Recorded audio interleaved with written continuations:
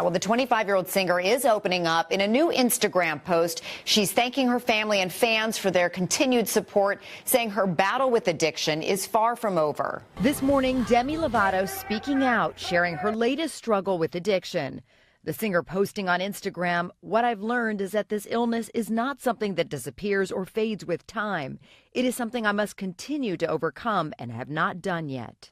The heartfelt letter marking the first time the world has heard from the 25-year-old since Lovato's apparent overdose last month. Paramedics rushing to her Hollywood Hills home, reviving an unconscious Lovato with Narcan, a drug often used to reverse the effects of a narcotic overdose. Lovato now writing, "I want to thank God for keeping me alive and well. To my fans, I am forever grateful for all of your love and support throughout this past week and beyond. Your positive thoughts and prayers have helped me navigate through this difficult time." The pop star's post immediately met with support. Jennifer Lopez commenting, "Sending you love." Singer Sam Smith calling Lovato an inspiration to millions. And rapper Macklemore telling Lovato, "I've relapsed many times. The recovery community has always welcomed me back with infinite love and support. Always here for you." Lovato has been very open about what she has called her demons. I actually had anxiety around this interview. Why is that?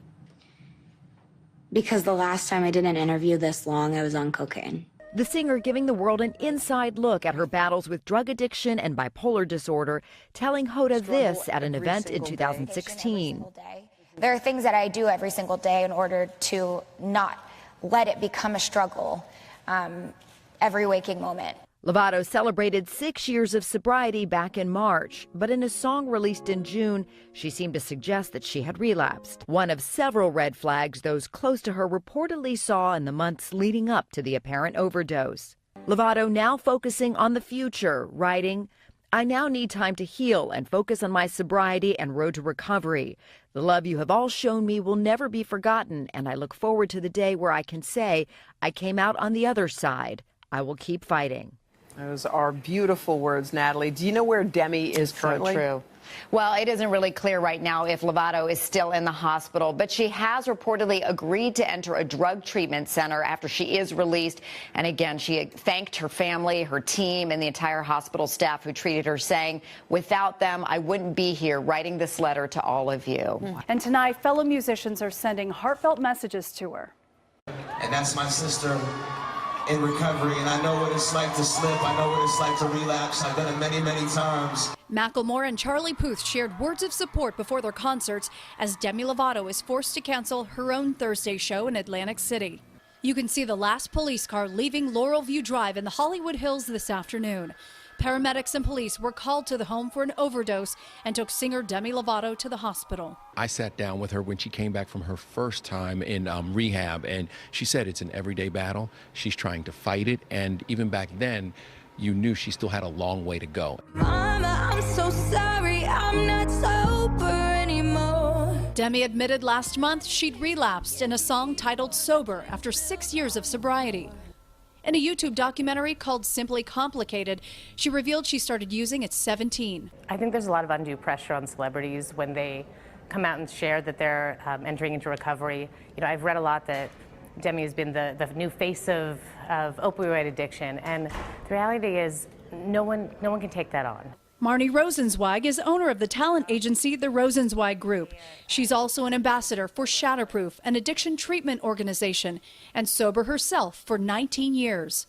Her relapse probably started when her disease started to grow and was being treated less. You know, you can relapse just as easily at a family barbecue as you can at a bar. It really depends on where you are internally. And she says without any kind of treatment, the disease can progress and relapse can even be more likely and dangerous. Suzanne Marquez, CBS 2 News. Now, with new details on Demi Lovato this morning, we're hearing the 911 call from her suspected drug overdose as she recovers in the hospital. And ABC's Kana Whitworth is there at Cedars-Sinai Medical Center in Los Angeles. Kana, good morning.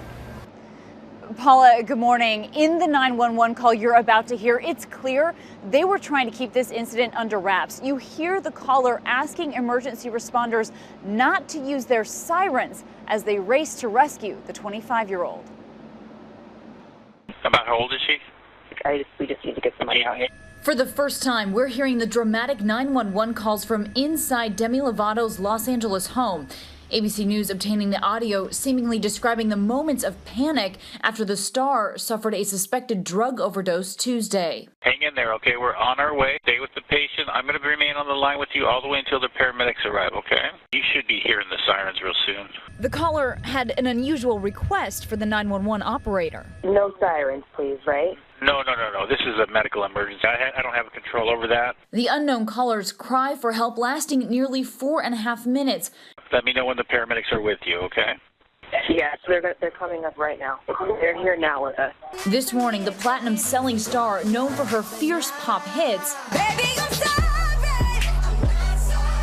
is reportedly recovering in a Los Angeles hospital surrounded by family and friends. Sources say that Demi Lovato is doing well in the hospital, that she's okay. They're still monitoring her condition, but it's now safe for her to go home if she so chooses. Sources close to Lovato telling multiple outlets the next step on her road to recovery will be entering a rehabilitation program. In 2010, Lovato checked into Timberline Knolls, a residential treatment facility for women battling addiction and eating disorders. I've suffered from cross addictions over the past few years. Telling our Robin Roberts just months later about that healing experience. My darkest period was going into treatment for that first 48 hours and not having any communication with the outside world. And in MTV's 2012 documentary Stay Strong, cameras capturing the star's return to the Illinois center that helped save her life. These are like rooms with really heavy problems in it, but also rooms with miracles in it.